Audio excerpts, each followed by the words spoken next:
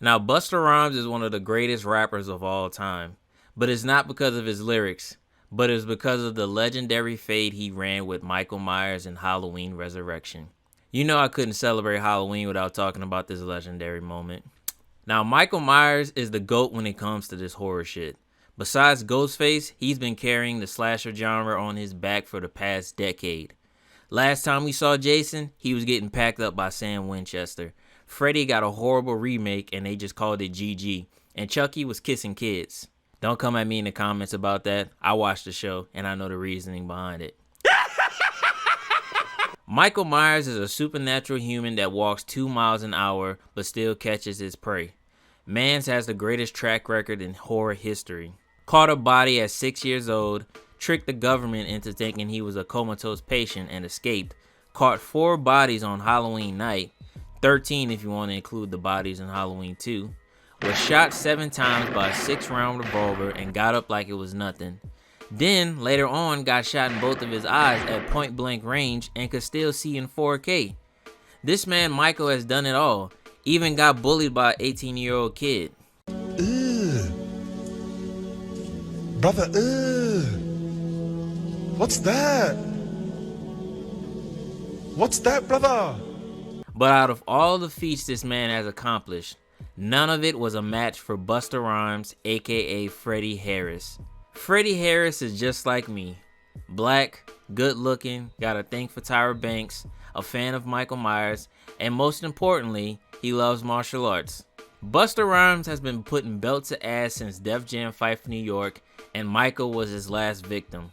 Now before these two giants cross paths, let's break down how they met in the first place. In the last movie, Halloween H2O, Laurie decapitated Michael and ended the Boogeyman. But after the studio saw that box office number, they said it was just a prank. He spun the block on Laurie and finally ended the 20-year beef. That is until the 2018 trilogy. After clapping Laurie, this nigga was living large. Got himself a Firebird, no more ops, a big house all to himself, and free meals. Bro even had an underground railroad like Rosa Parks. I beg your pardon? I beg your pardon? I don't know why I said Rosa Parks. My apologies. I meant Harriet Tubman. But everything changed when Freddie Harris came home. This man disrespected Michael on multiple occasions. First time was by having a whole ass reality show in his house, and the second time was when he crossed paths with him later on in the movie. Michael thought he was stalking some random victim, but once Freddie turned around, Michael was like, wait a minute, what timeline are you from? Bro was getting ready to hit the Spider-Man meme, and this man Freddy started chewing him out. Yo, shit ain't working up there or something? You see, Michael was staring this man down. Not as an intimidation tactic, but he was straight up analyzing bro like he had the Sharingan. You see, Michael Myers is a 6'1", 6'3" giant in baggy ass overalls. And then you got Freddy, who is a 6'1" dreadhead from Brooklyn. Michael doesn't see this man as an ally, but as a threat, because he could replace him. After he got chewed out by Freddy, Michael was like, I didn't know my conscience was a black guy, but I can't deny that he's spitting right now. This man Freddy walked him down verbally and physically, and Michael let it happen. I'm your conscience. Man, it sure did get hot in here. Who is this motherfucker? Am I fucking up right now? I don't know what the fuck I was thinking. Once Michael realized later on that it wasn't his conscience, bro crashed out immediately because if anyone's gonna make money off his name, it's gonna be him. Started clapping all the contestants on the show, even the production crew. But there was one specific person he had to show out for, and that was Rudy. You see, out of all the slasher icons, Michael Myers is the only one that hasn't excommunicated a black person. I mean, LL Cool J came close, but 90s rappers are the specific group he doesn't mess with. But you see, Rudy was crashing out over white women in Save the Last Dance, and that was enough for Michael to clap him. Rudy tried saving another white girl in this movie, and Michael shut that down immediately.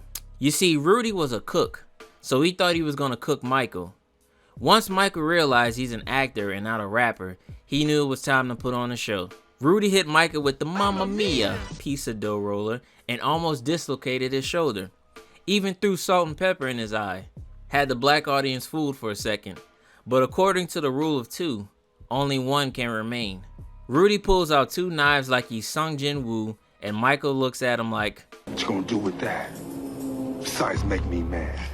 Rudy thought he would be a better knife expert than Michael, but Michael's been using knives since he was 6 years old, so you're not on his level, bro. Michael grabs both his arms, lifts him up with ease, and stabs him to the door with the 2 knives. But Michael was like, nah, this is my first black kill, so I gotta show out. Nigga pulled out the same knife that Rudy grabbed earlier in the movie and stabbed him point blank range in the chest. He even had a white audience cheering in the background for his death like it was the good old days. Them crackers. Bruh, tell me why, as I was doing research for Save the Last Dance, the white girl in that movie's name is Sarah as well. So you mean to tell me that this dude was saving 2 white women named Sarah like a year apart? Like, the jokes make itself, bruh. I'm sorry. The final girl, aka Sarah, and Busta Rhymes finally link up, and that's when Michael Myers finally comes across the Demon Slayer himself. The first black Hashira, Freddy Harris, versus the upper moon demon, Michael Myers. Round 1, fight! Freddy wasted no time and hit Michael with a spear. Michael got back up and didn't even sell it. Grabbed Freddy by the shoulders and this man screamed out and got sent flying across the room. I pray I never feel whatever grip Freddy felt when Michael grabbed him, because it made a 6-foot man realize that this nigga built different. Freddy rose up like he was the Undertaker and was like, So you wanna be on Dangertainment? you can see in Michael's eyes like, nigga, I just want to be left alone. Then this man Freddy hits him with a jumping, spinning kick, and I'm like, what the f did he just do? Nah, this nigga was definitely like me growing up, just practicing shit and just waiting to try it out on somebody. This man Michael got rocked so bad that Herb Dean almost jumped through the screen and stopped the fight. Freddy was about to hit him with a basic kick, and Michael caught it with ease and was about to stab him. But Freddy caught it, and in Michael's head, he's like, Yo, who is this nigga? Sarah wraps the camera cable around his neck, and this man Freddy gets his attention by saying, yo, Michael, how we dress the same and I still look cleaner than you? That must have hurt Michael's feelings, because he turned around with the quickness. Freddy gets ready to unleash his ultimate attack, and Michael's tilting his head like, bro, I've never encountered a martial artist before, let alone a black one. Freddy hit this man with the This Is Sparta kick and threw him out the window, and it appears that Michael is hung and probably dead. He can't kill the Boogeyman. But you see, Michael is a throat goat, so getting choked is nothing to him. He appears behind him and takes out Freddy immediately with a 2-piece. First of all, how this man get in the house that fast? I know this is home court advantage, but damn nigga, give them a 5-minute break to breathe at least. So Sarah and Michael are all alone, by themselves, surrounded by fire. And Michael is getting ready to deliver the final blow and stare at the sun like Thanos. But Big Goat Freddy comes busting through the door and delivers the iconic line, Trick or treat, motherfucker. Now, if that was me, if I was Freddy, I would have got the hell out of Dodge and made sure the house blew up with Michael inside. I'm not chasing after no white woman named Sarah in a burning building unless it was Sarah J. After Freddy returns from the dead, Michael legit has fear and confusion in his eyes because this man is pulling off the same feats as he does. Bro got physically harmed and got up like it was nothing. He's strong as shit, can fight and can talk. Like bro is just an upgraded version of him. Round 2, fight! So Freddy grabs a shovel and hits him with it, and obviously it had no effect on Michael. So Freddy used his staff like he was Donatello. Michael respected his martial arts skills and let him land a 2-piece to see if a black man could dethrone the king. But he knew the whole world wasn't gonna let a black man be the next Michael Myers and snap back to reality. Bro grabbed that staff like Spider-Man did Bucky's hand and then sent him flying with his own weapon. Michael realized that Freddy is too powerful to be kept alive and focused all his attention on him.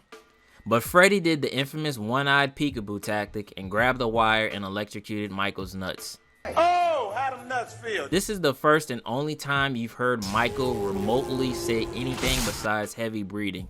Bro had Michael dangling on the wires, rethinking his decision like, damn, I knew I should have left black people alone and left that to the other slashers. While Michael is getting burnt to a crisp, Freddy drops one more diss to Michael by going on live TV and saying that Michael Myers is a bum in baggy ass overalls that couldn't beat a black man that learned martial arts through old school movies. Michael ends up in the morgue and delivers one final jump scare to the audience. Now me personally, I love Halloween Resurrection. It's not as iconic as the first one, but it's still entertaining to me. Yes, it has a lot of plot holes and things I don't like. Like, how did Michael know how to do the mask trick from Halloween H2O when he was nowhere near the area? Or the fact that they clapped Laurie and a bunch of other things. But it's still a good time to watch in October. I love the fact that the only times Michael has been canonically defeated have all come from bad movies. Also the fact that Busta Rhymes and Ant-Man are the only people to canonically defeat Michael besides Laurie. But here's a fun fact about the beef between Michael Myers and Busta Rhymes. During shooting, Michael Myers and Busta Rhymes would hang out with each other on set, and one of the things they would do is shoot dice with each other. You and the killer from Halloween are throwing dice in the back of the movie set. Throwing dice in the back of the movie set. Yes, you heard me correctly. Michael Audrey Myers and Busta Wah! Rhymes shot dice during set. And that's not the best part. Busta was beating his ass in that as well. So you mean to tell me that Busta Rhymes was whooping Michael's ass on and off screen? You can't make this shit up. No wonder this beef was legendary. Mans was moving like Michael Jordan when he takes things personal. Terrorized this man so much that he made a contract with John Carpenter and Blumhouse that Busta Rhymes is prohibited from appearing in any future movies with him. But low-key, I wish they did bring him back in Halloween Ends just so Laurie and Freddy could team up together and put him on a shirt. But that's all I got for y'all. I hope you are enjoying Halloween and horror movies just as much as I did. And let me know how you feel about Busta Rhymes clapping Michael Myers. But thanks for watching. Leave a like and comment and subscribe for more. Thank you, and I'll see you in the next one.